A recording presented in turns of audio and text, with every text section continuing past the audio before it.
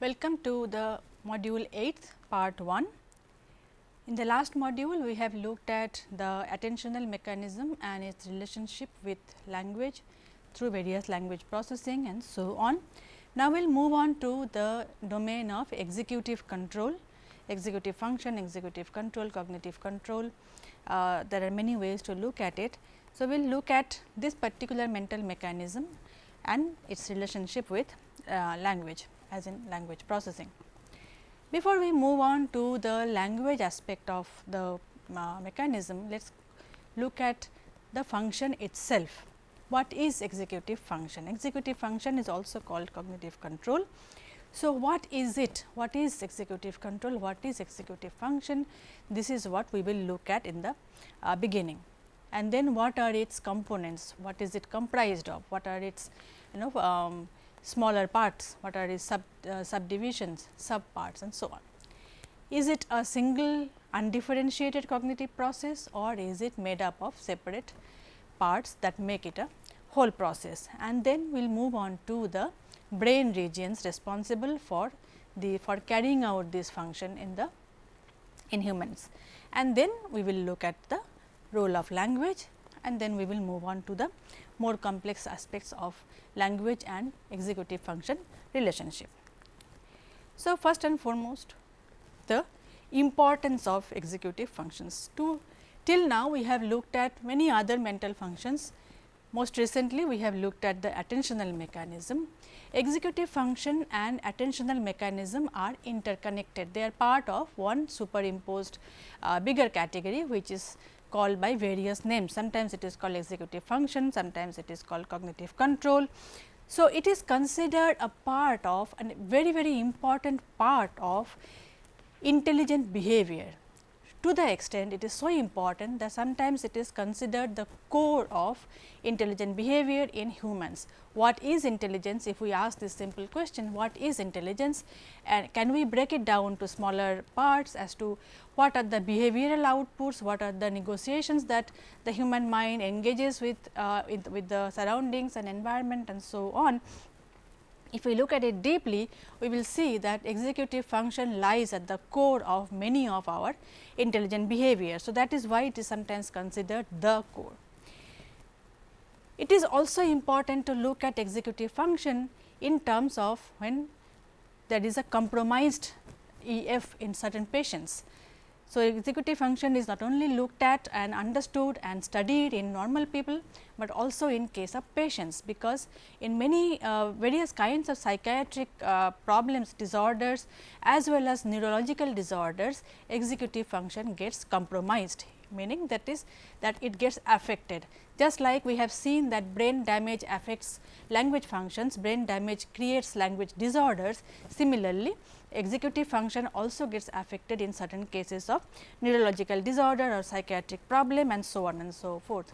That is why this is also understood, this is also looked at from the from clinical literature perspective as well.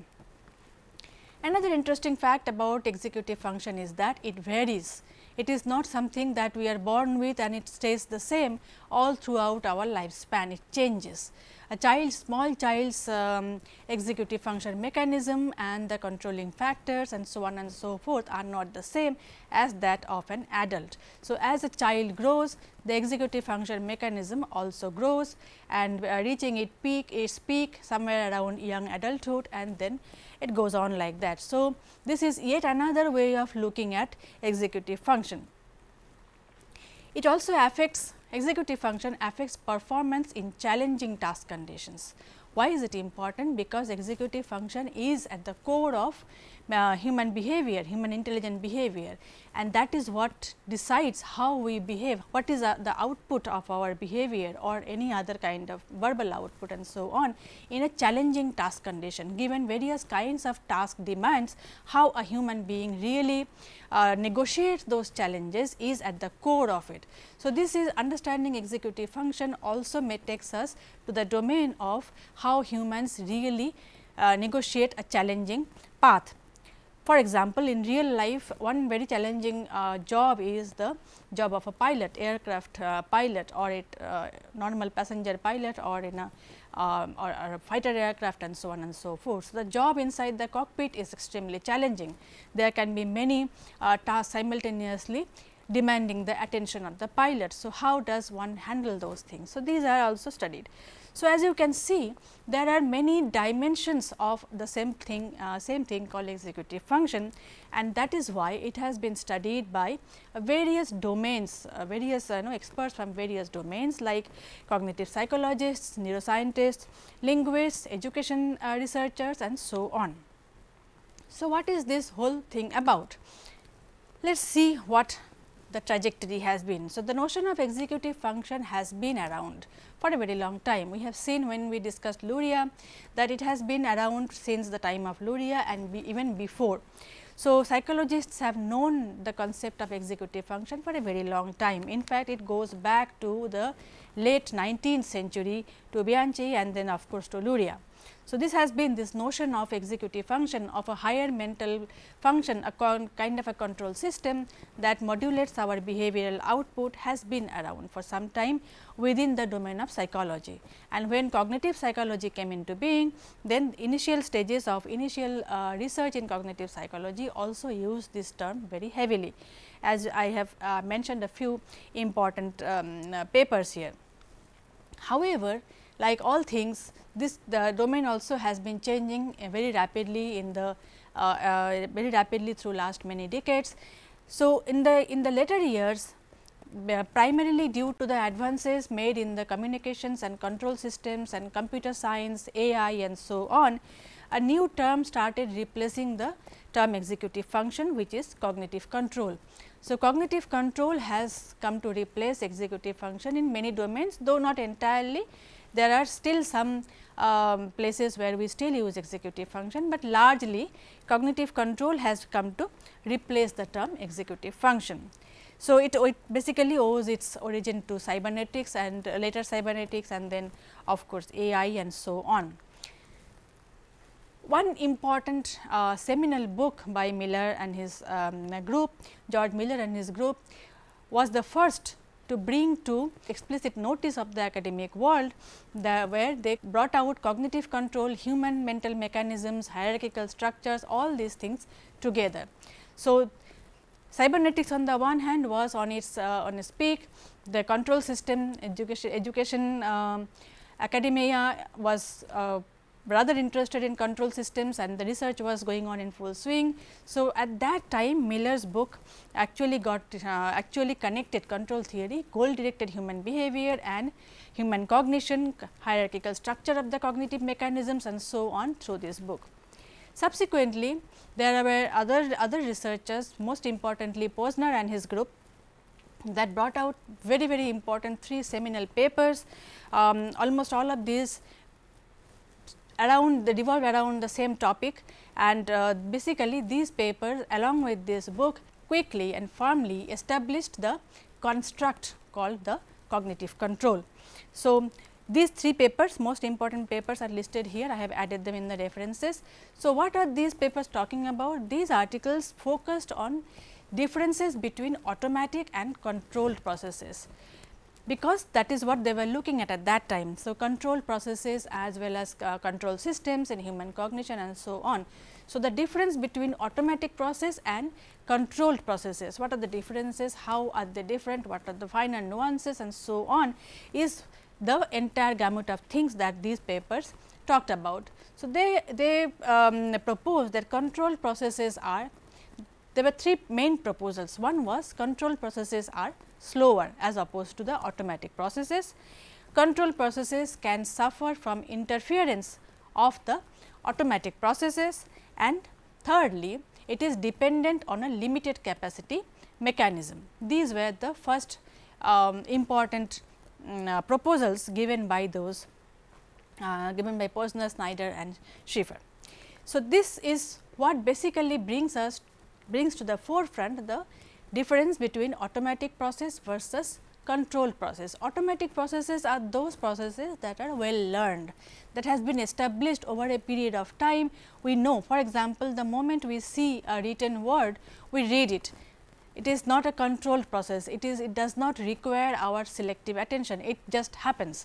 This is why it is called an automatic process. Automatic reading is an automatic process for most of us, because it has been established, well learned process.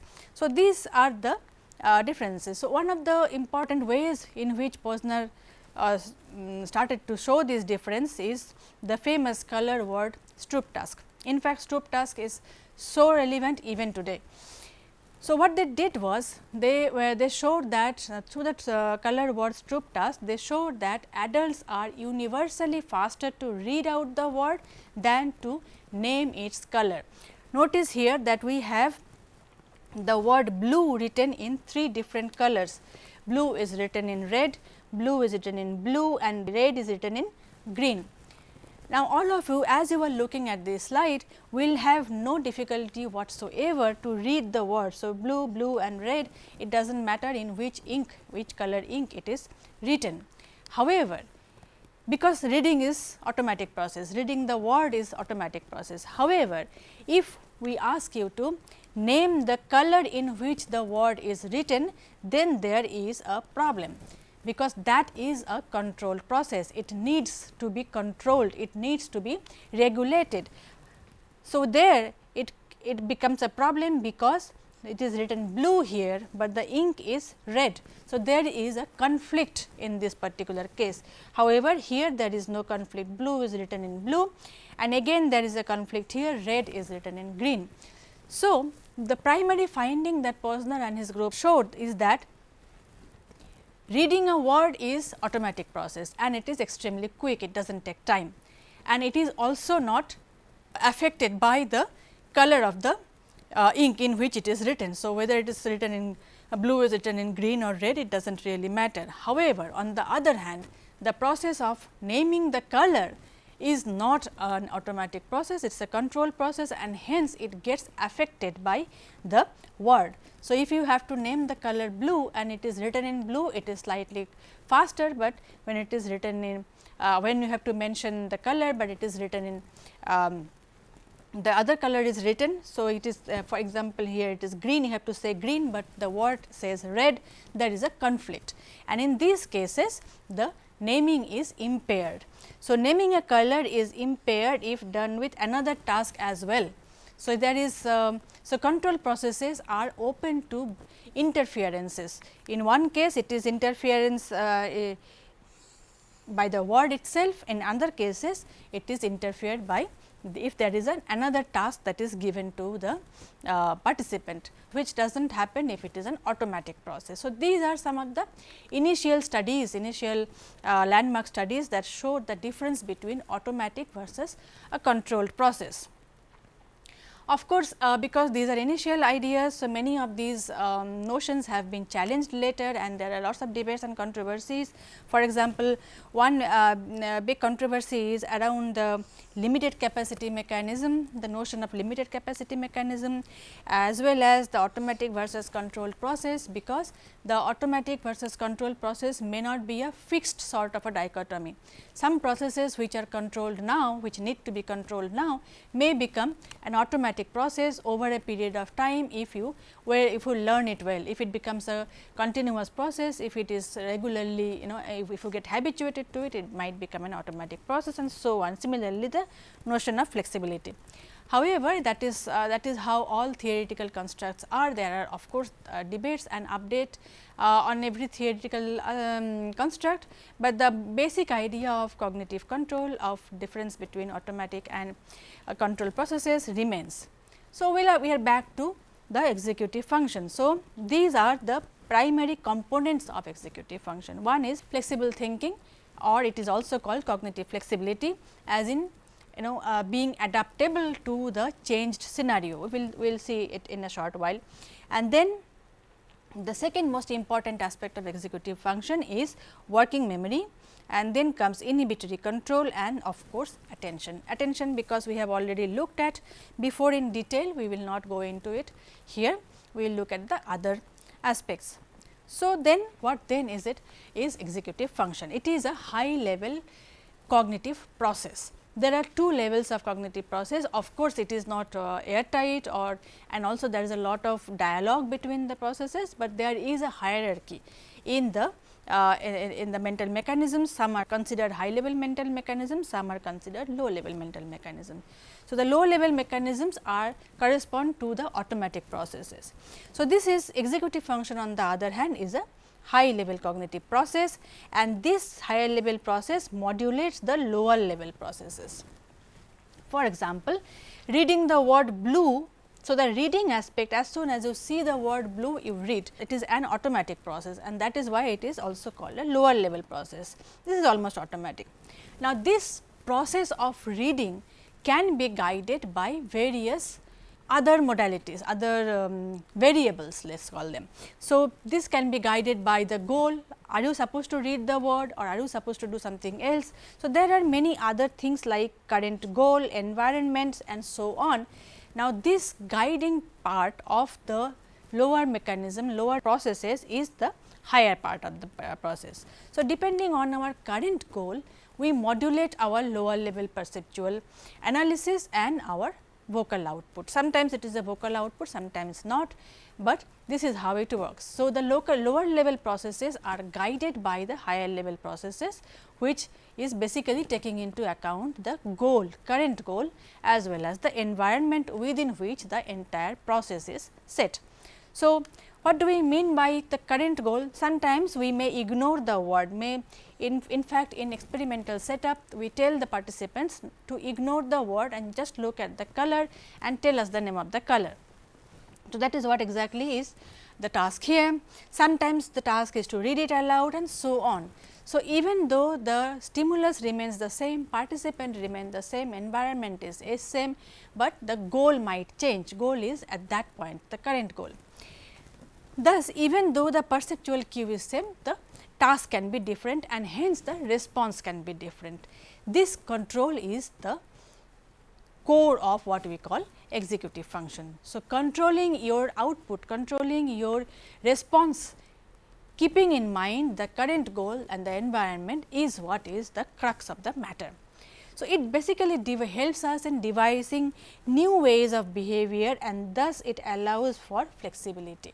Right. So, it is not that just the moment you see the word you have to read it, there are also other possibilities, there are many ways of looking at the same word blue.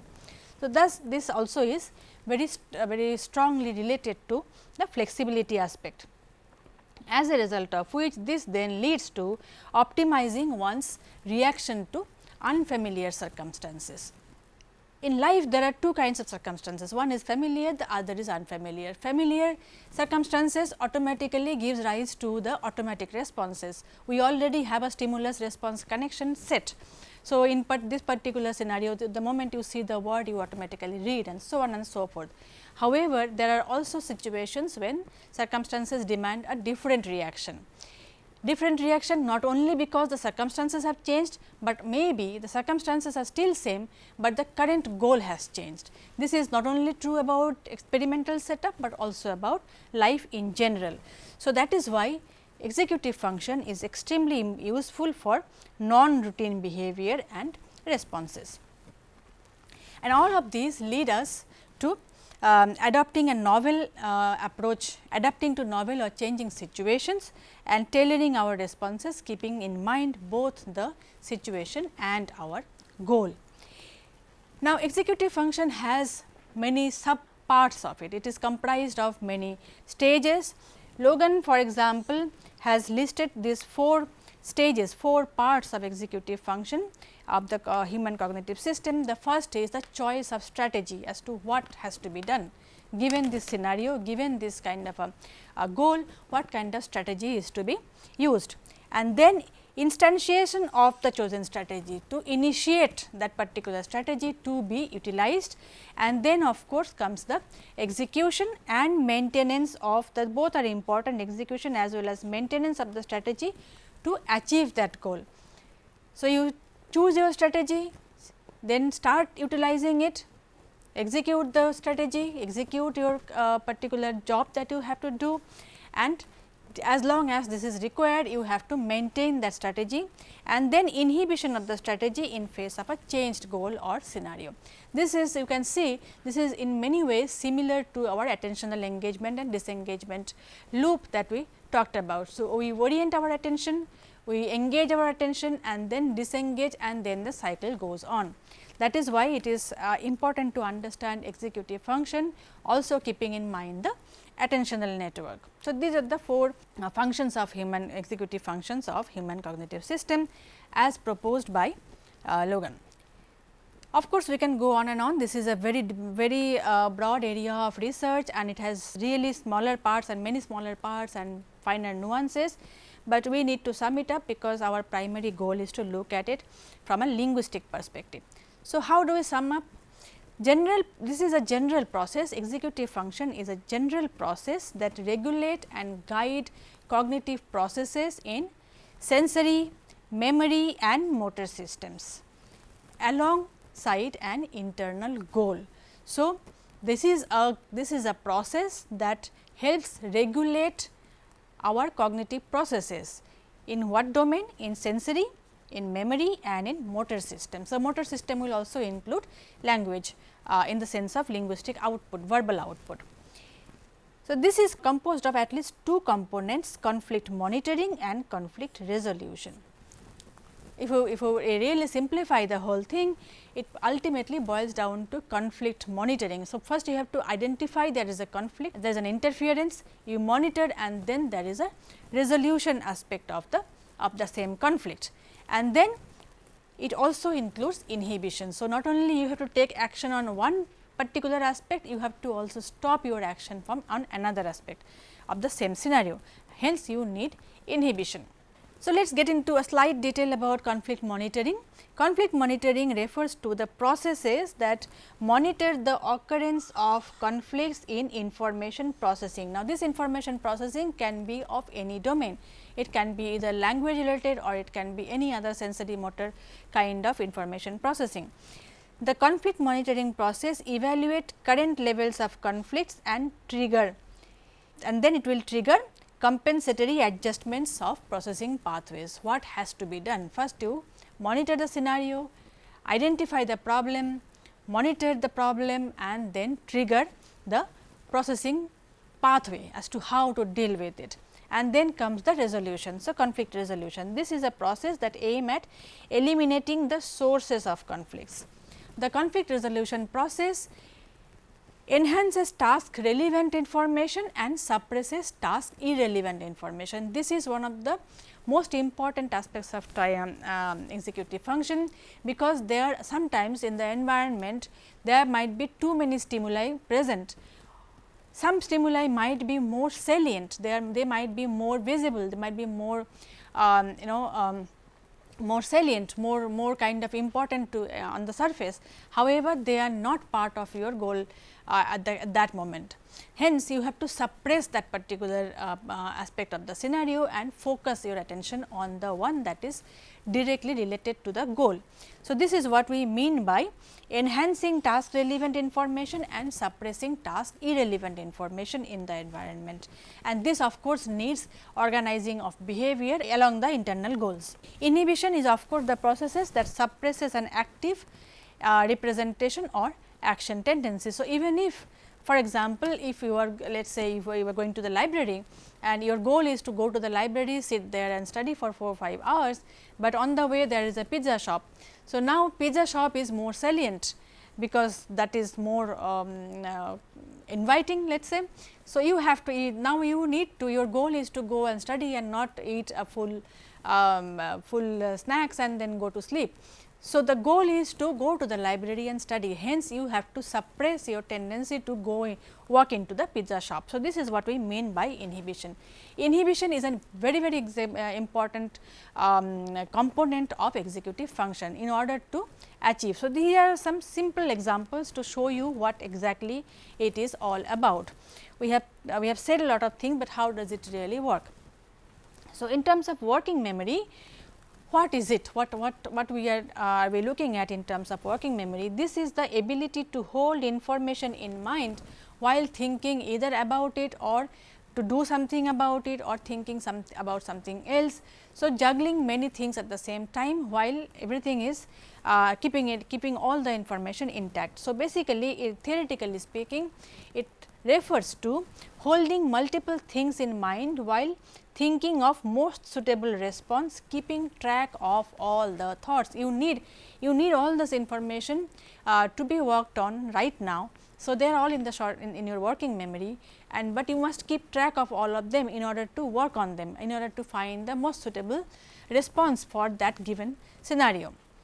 For example, in a real life scenario, practically speaking, let us say in a conversation you have to remember others' opinions and ideas while formulating your own.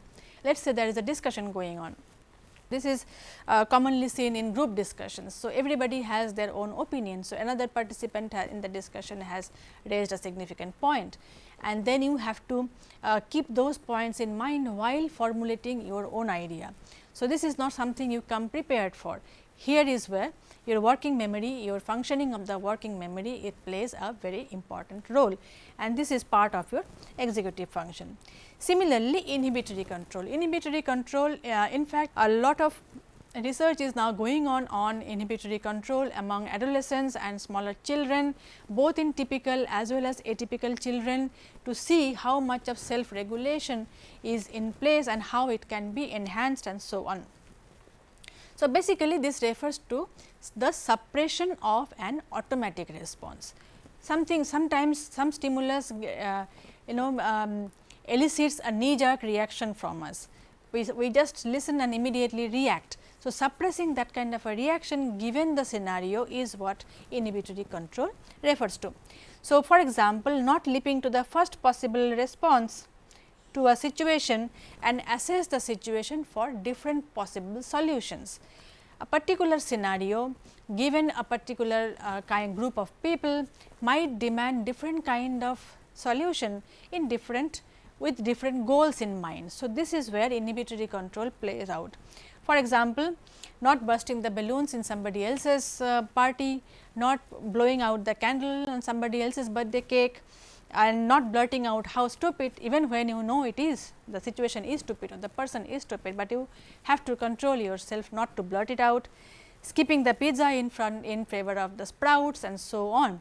So, skipping the pizza in favor of sprouts basically is in keeping with your long term goal. So, we are basically skipping the instant gratification in terms of our long term goal to get healthy, to become healthy, and so on. So, inhibitory control is again a very important aspect of executive function.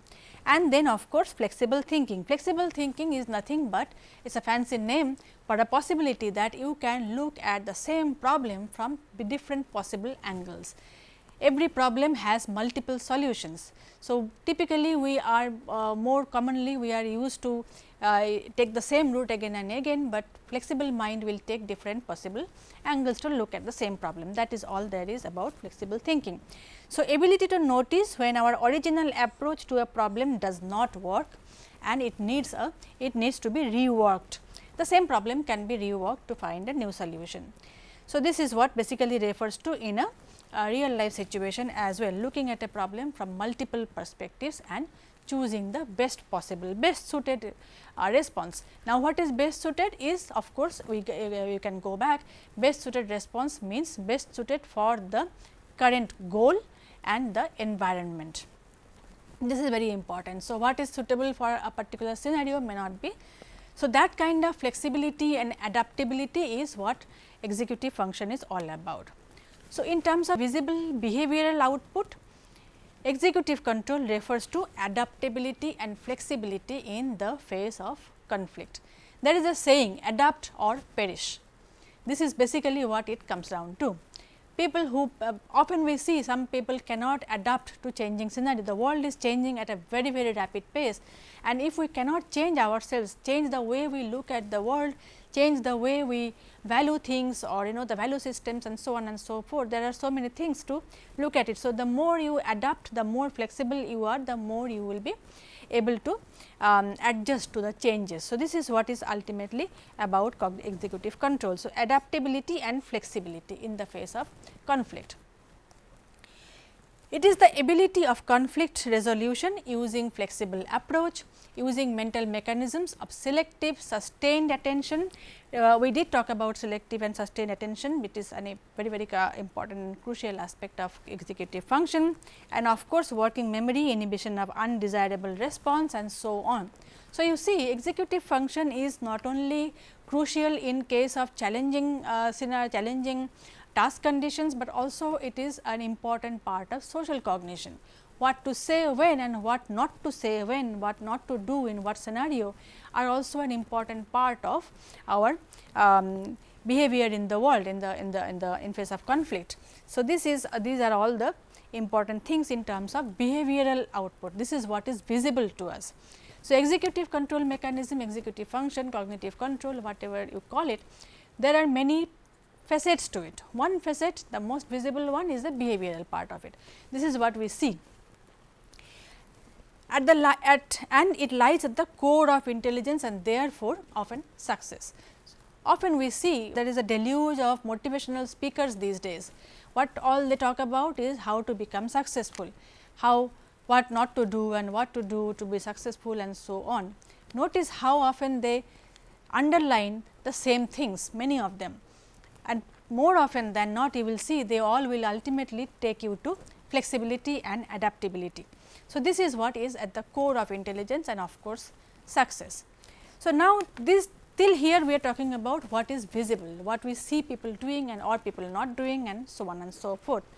But this is the face of a larger mechanism, a very fine mechanism, a very complex mechanism that plays out in the background.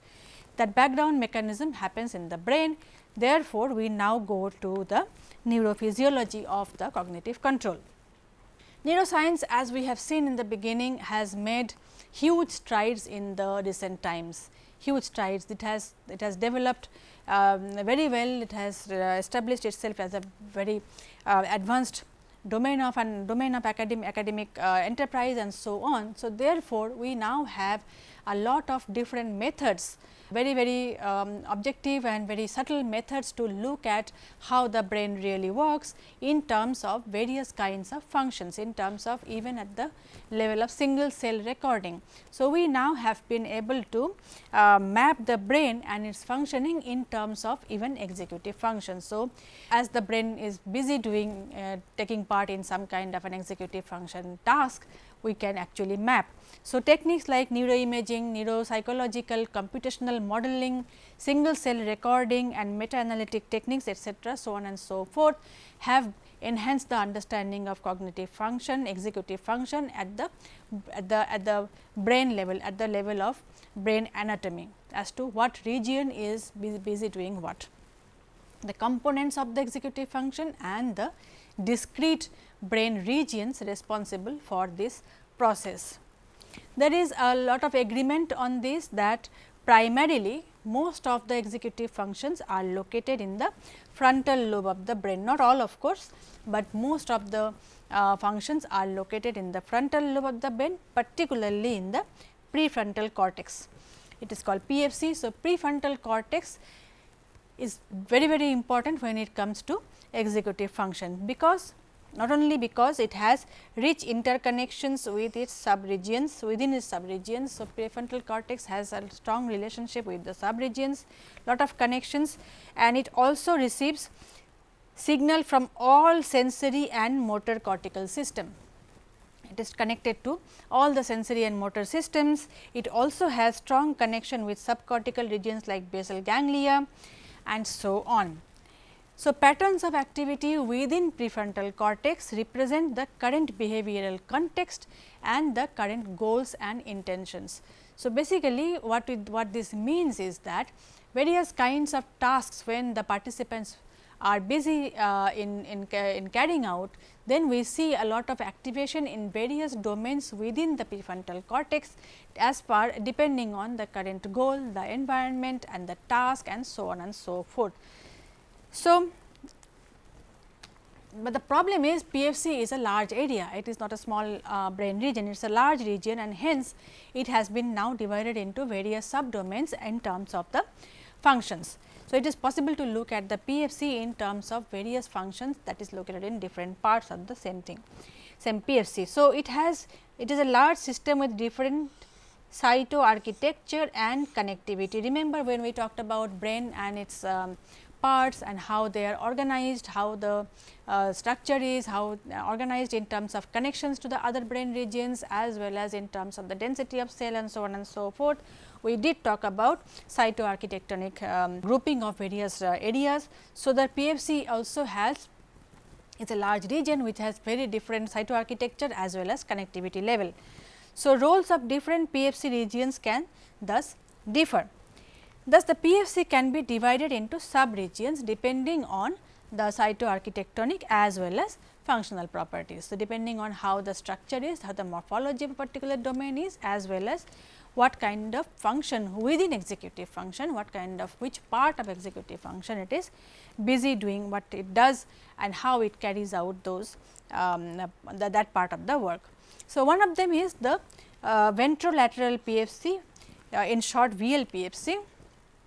This is involved in comparatively simple tasks such as short term maintenance of information that cannot currently be perceived in working memory. For example, memorizing a phone number you have just been told before keying the number into a telephone. So, you have just heard the phone number and now you are keying in the number in the phone. So, that part of the work, that keeping it in mind so called, is basically what ventrolateral PFC is does. There is also a slightly controversial, many of the proposals are actually controversial because there is always data referring to different aspects of the same problem and often contradictory results also. So, one controversial proposal is that different parts of the ventrolateral PFC are used to store different types of information. So, the again further breaking down the VLPFC also into further smaller parts, each part has different kinds of storage. One of them can be sound of a word, another can be the meaning of a word and so on and so forth. This is a slightly controversial claim, but this is one of the claims that have been made about the working of VLPFC. Similarly, there is dorsolateral PFC which is considered to maintain information that is no longer available in the environment, but it can be for manipulating later. Okay. So, this information is not anymore there in the environment, you are keeping the information in your mind and for later manipulation.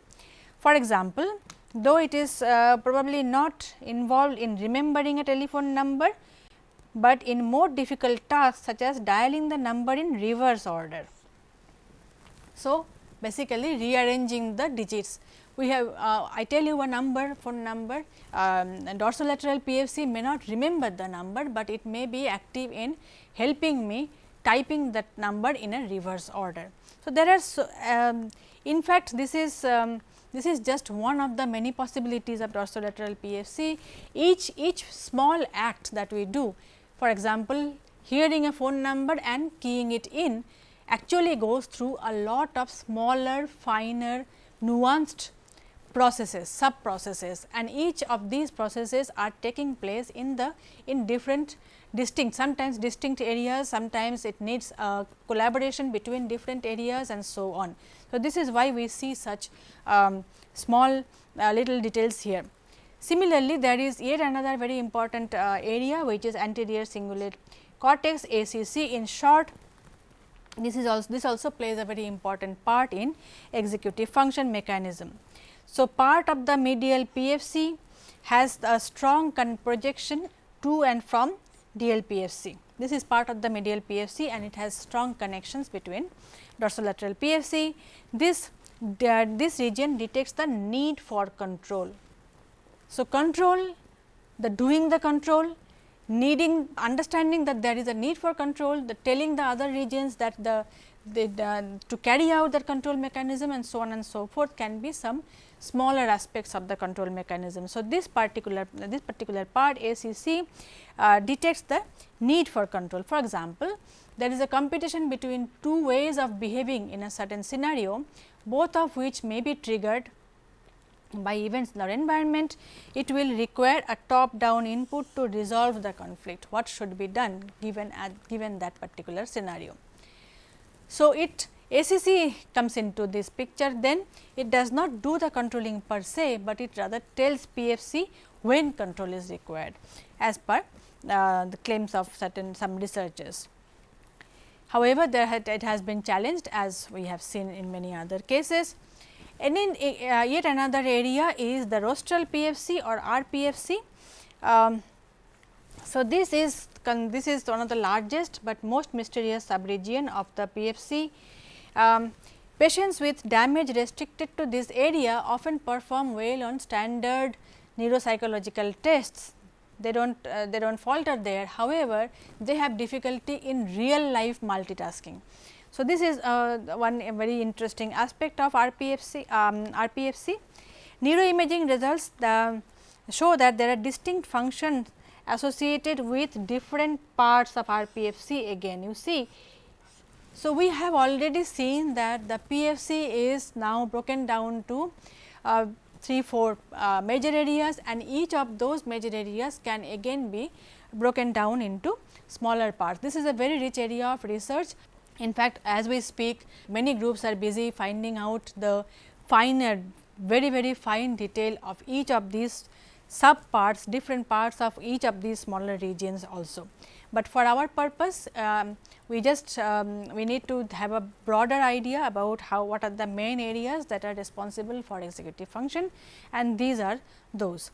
So, also a very important much cited paper in 2007, Cole and Schneider points to the different distinct regions of the brain that are part of a network. So, now as we have seen, the PFC has its many parts, and then there are also certain parts in the other part of the brain that are all connected. So, now there is a proposal by this by researchers that they all form a network, and they call it cognitive control network. Cole and Schneider call it cognitive control network, that there are different regions which are distinct part of the brain, and they together form a network which is responsible for the carrying out executive function mechanism. All kinds of cognitive control related functions are carried out by this.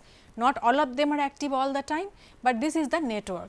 So, these regions, as they have listed, are some of them have already we have seen. ACC is there, and then there is pre-supplementary motor area. This we have already seen. Again, another area is inferior frontal junction, anterior insular cortex, and this we have already seen, and then posterior parietal cortex. So, these are some of the areas. Of course, it is getting updated every very frequently, but this is the kind of the network that the brain cognitive control network that is responsible for, or that is directly connected to all the executive function mechanisms or cognitive control mechanisms in case of humans. This is one of the latest depiction of the various regions that we have just now talked about. So, inferior frontal gyrus, you can see this is the back of the head and this is the front. So, this is rostral PFC, this is Ventro Lateral Pfc, and then we have all the regions are mentioned here very clearly. This is from a paper by Cristofori et al. 2019 paper, where they have given this clear cut distinction of the areas, and then we have basal ganglia here, which is also something that is. So, mostly there is a lot of agreement among the neuroscientists that these are the areas where various aspects of executive control or cognitive control takes place. So, you can see working memory, inhibitory control, reasoning, maintenance of information that we have just seen, and then manipulation of information in working memory. So, this is roughly the map of the brain in terms of those areas that are directly linked to executive control, cognitive control mechanisms. However, still a lot more needs to be learned. There is as I said, there is research going on in all these aspects, and we are constantly getting updated. Various regions and their workings have now been found, that but the how part, but necessarily not how, we do not really necessarily still understand how this connection really works. This is a very nuanced area, this is a very complex area of research, and then it is of course. So, the reason why I am mentioning this is that this is not the final, work is still going on. Now, we have seen what is executive control or cognitive control, how do we see this in terms of behavior. Then we saw how there are very different brain regions that are directly responsible for carrying out those control mechanisms, and now we will see the various behavioral tasks that are utilized in experimental setup to really check it in control environment. So, there are various kinds of tasks that are utilized to figure out how a particular participant given various kinds of variables, how they perform in executive control tasks in various dimensions. So, there are some of them are here, not all of them I have listed, but these are the most commonly utilized ones. So, Simon task, flanker, card sorting, Stroop task, working memory and so on. Let us see them one by one. This is Simon task, one of the most commonly utilized one. Simon task is basically it is a behavioral task as I just mentioned. So, this looks at the capacity of conflict resolution in a participant. Now, depending on what the research question is, we might like to connect it to various kinds of population, for example, children versus adults, typical versus atypical children and so on and so forth. Also, language can be brought in as a variable and so on. So, the task is like this. If the participants are told, if there is a red dot on the red circle, it can be a square or anything, there is a red circle on, if they see a red circle, they have to press the right key. If they see a blue one, they will have to press the left key. That is the only instruction given, nothing else is told, right. Now, so the right key is connected to the red, left key is connected to blue. Now, the manipulation here is there are three possible manipulation. One is called the congruent condition. Congruent condition is when, remember this is the right key, red is connected to right key. So, in the congruent condition, the red circle appears on the right side of the screen. So, the red dot is on the right side of the screen, you have to press the right key.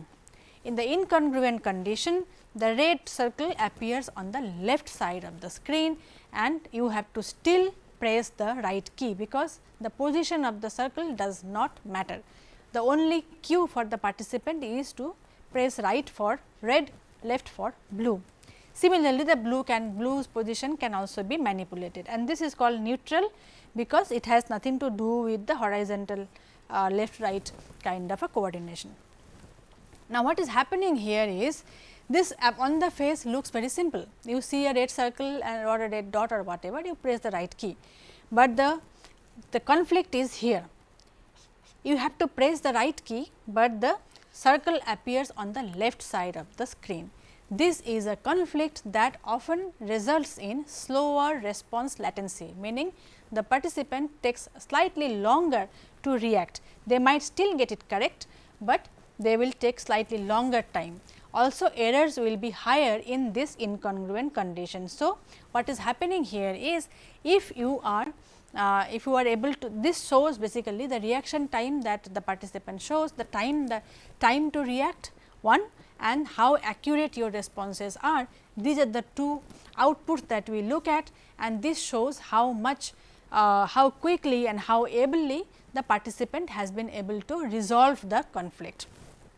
This is a very effective and very productive task that is utilized for to check executive control mechanism in participants. Now, depending on what our research question is, let us say we want to see if a bilingual person is better at conflict resolution as opposed to a monolingual person, or a typical child as opposed to atypical child. You can that all that will depend on the research question, but this is how the task looks. This is the conflict that is built into the system, and we look at the conflict resolution by the participants.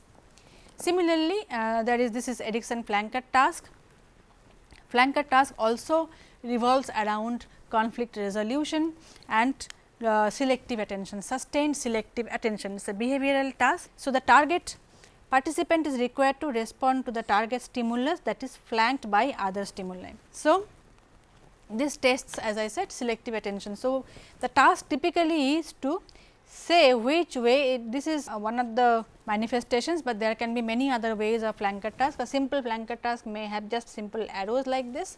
So, what happens in a flanker task is that the participant has to look at the central arrowhead, or in this case the fish, the central, this is the target, and these are the ones that are flanking the target. So, this is the target and these are the flankers. These have no other role except disturbing the participant's attention. The participant has to keep his eyes constantly on the central target stimuli, whatever that is, an arrow or a leaf or a fish. Basically, it points towards one of the directions. Now, you see in this particular, this is called congruent condition. In this case, it is easier to identify the central target, because it is flanked by other stimuli that are all pointing to the same direction. Hence, it is called congruent. So, the central target as well as the flankers are all pointing to the same direction. In the incongruent condition, there is a problem here. This one is pointing this way, but the central is pointing this way, again this is pointing that way. So, this is creating a conflict for the participant.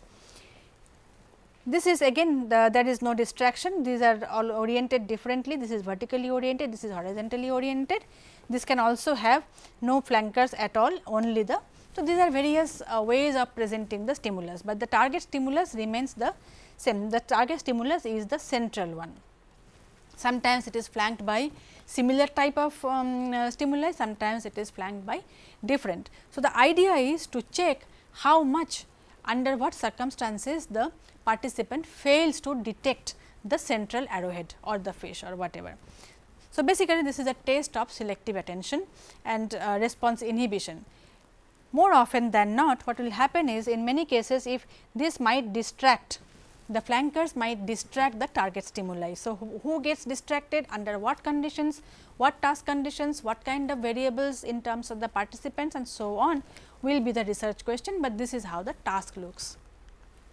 Wisconsin card sorting task is again a very commonly utilized one to check cognitive control, and this also has a very crucial aspect, which is updating, which is flexibility, adaptability. So, this is a game. This game revolves around choosing cards, sorting cards. Now, the cards are different. There are many ways of playing the card. There are many possible sets. For children, the sets are small, lesser in number. For adults, they are larger in number. So, the cards are different in terms of, you can make it as complex as you want. In this particular case, the example that we have, they are different in terms of color, in terms of shapes, and in terms of the number of objects that are present, right. So, here there are 2, and there is, this is red, and then there are these are triangles, this is star, and so on and so forth. So, the cards here in this particular set are different in terms of 3 different variables. So, color, shape, and the number. Now, the game starts like this. The experimenter starts playing, and then starts sorting the cards as per some rule, and then the other participants will have to, subjects that are participants who are participating in the experiment will have to play along. So, they notice the experimenter and then they play along. Without telling the participants, the experimenter changes the rule after a few, let us say 6 or 7 times of playing. After that, the experimenter changes the rule, and then the participant is supposed to follow suit. Now, how quickly you can adapt to the changed rule of the game is what Wisconsin card sorting task basically looks at. So, let us say you start the game with color, sorting on the basis of color, and then after 10 games you just change it into shape, and after 5 games you change it into the number of objects present, and so on and so forth. So, this can change randomly, number of trials may not be same, and so on and so forth. So, the success in this particular game of the participants depends entirely on how flexible you are, how quickly you adapt to the new rule that has been brought into the game, and so on. So, basically updating of relevant information and adaptability as per the changed goal is what Wisconsin card sorting task looks at. This is used for both children as well as adults in various task conditions. So, this is again a very important aspect of executive control. This is the famous Stroop task. This is what we talked about in the beginning, that Posner and his group were talking about. Stroop task looks like this. Stroop task has many different variations, there are many different types now. Nowadays, we have many different manifestations, but this is the classic Stroop task. Here you notice the word purple is written, but it is written in red color, similarly yellow and red and so on. So, the automatic response here will be to read them as purple, yellow, red, but the task might require you to say red, blue and green. So, this is the classic Stroop task. This is called a color word Stroop task. There can be picture and word Stroop task and many other types, but Stroop task basically looks at how you can suppress the automatic response. Automatic response is to automatic processing is to read the word, but our task is not to read the word, our task is to name the color of the word. So, this is what it looks at, suppressing the irrelevant cue and basically with respect to selective attention. This is one of the most well known psychological tests, and processing speed is often one of the outputs of this test. There are many others also. There are tasks based on working memory like n-back task and so on and so forth. We will see some of them when we discuss the discuss various experiments. And of course, in today these are the classic types of tasks, behavioral tasks, and today of course, we have many new types which also we will see. For example, interlocutor, the presence of another person in the picture, or presence of a culturally sensitive cue and so on and so forth. So, now what happens in an experimental setup is that as the participant takes part in various kinds of behavioral tasks, sometimes simultaneously there is also a brain mapping that goes hand in hand. So, you might have a Stroop task and an EEG, or a Stroop task and an fMRI going side by side, and that is how we know that which brain area is responsible for which kind of conflict resolution and so on. Sometimes the behavioral tasks are utilized on their own as a standalone experimental setup as well. We will see some of them as we go ahead. Now, so this is the background of cognitive control or executive function as we have just seen. Now, cognitive control with respect to language is what we are primarily interested in. Now, why language? One of the basic assumptions is that communication itself is a complicated process. This is not a simple thing.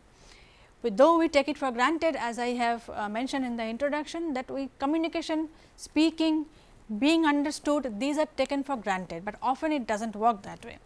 We do not notice, but it is a very complicated process. So, communication itself is a complicated process that needs organizing our thoughts, organizing the lexical outputs, organizing the sentence structure and so on and so forth, and action in accordance with a goal.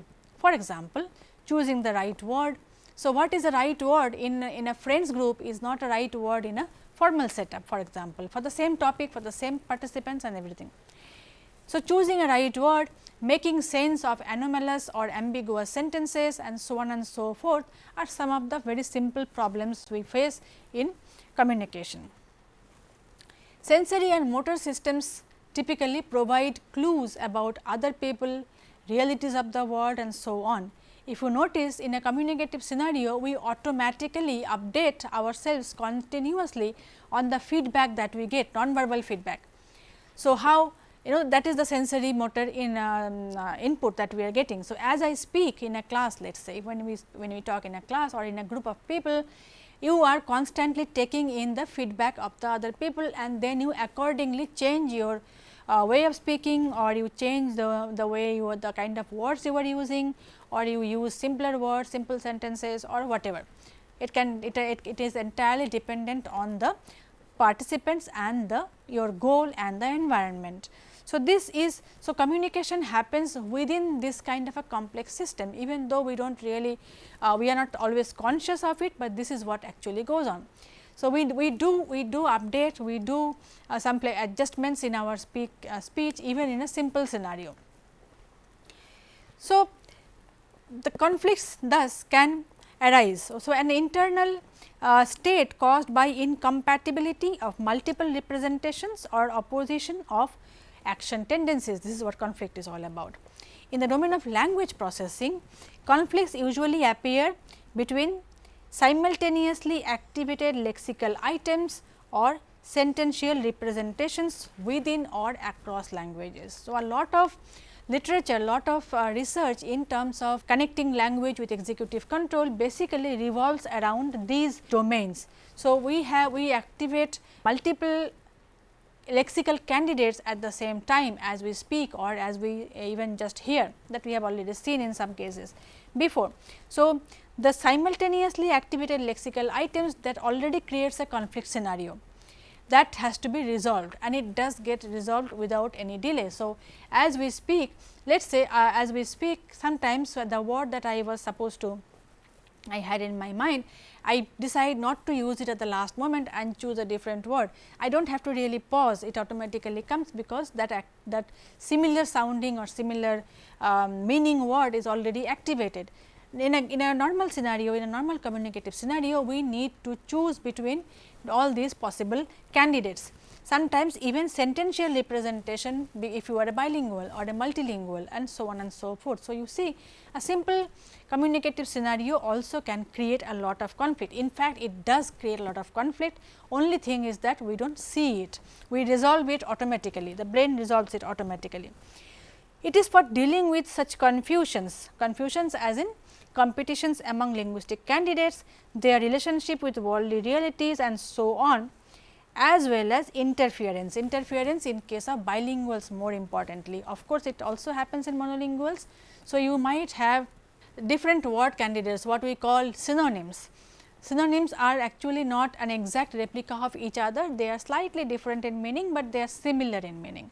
So, for a monolingual, the conflict is choosing the right word among the synonyms for a particular purpose, for a particular goal, for a particular environment. So, what is suitable for a legal document is not suitable for a normal scenario, even if you are talking about the same property with the same people. So, a legal document reads very different. Similarly, this problem gets more complicated if you are bilingual. So, there are too many candidates, too many lexical candidates, too many possibilities to choose from, and that creates interference. So, your language 1 might interfere with your language 2 or vice versa, depending on various parameters. So, these are some of the problems, some of the conflicts that we are talking about in terms of language as in language processing. So, that is why the conflict monitoring and conflict resolution is part of language processing as well, and inhibition basically refers to inhibiting the interferences from the other candidates, whether it is a lexical candidate or a sentential candidate. So, that is where we bring in executive control in terms of language processing. So, language processing, when we talk about language processing and executive control, this is where we are going. Why do we need executive control mechanism? Because we need to monitor and resolve conflict. Where is conflict in language? There is conflict in language in these kind of domains. Sometimes ambiguous sentences, some sentences are ambiguous without a context. We do not really know what it means. So, the word bank without a context, I am going to the bank, it can be a river bank, it can be the financial institution, organization, bank. So, then you need a context. So, these are simple things, but then there are many other complex scenario as well with respect to language use, whether you are comprehending or producing language. So, these are the domains that we will look at in detail in the coming sections and with respect to various kinds of mechanisms.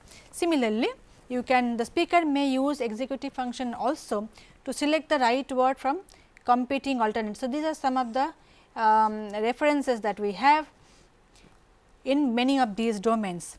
So, one is to select the right word among competitions, another is to switch from one language to another. This is another very important area of research now in bilingualism. When we switch from one language to another, what happens? What are the sub processes that are part of it, and how executive control mechanism, cognitive control is a part of that, that is also yet another area. So, these are some of the references.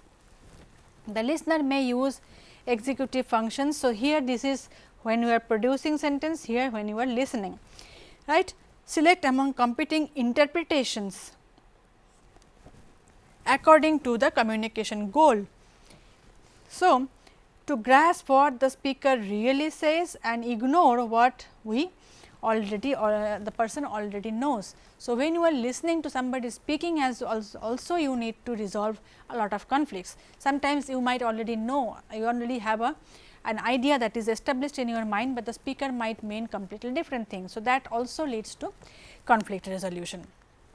So, this is the introduction to this particular segment. In the next part, we will look into more detail, look in more detail into each of these aspects of relationship between language processing and executive control mechanism. Thank you.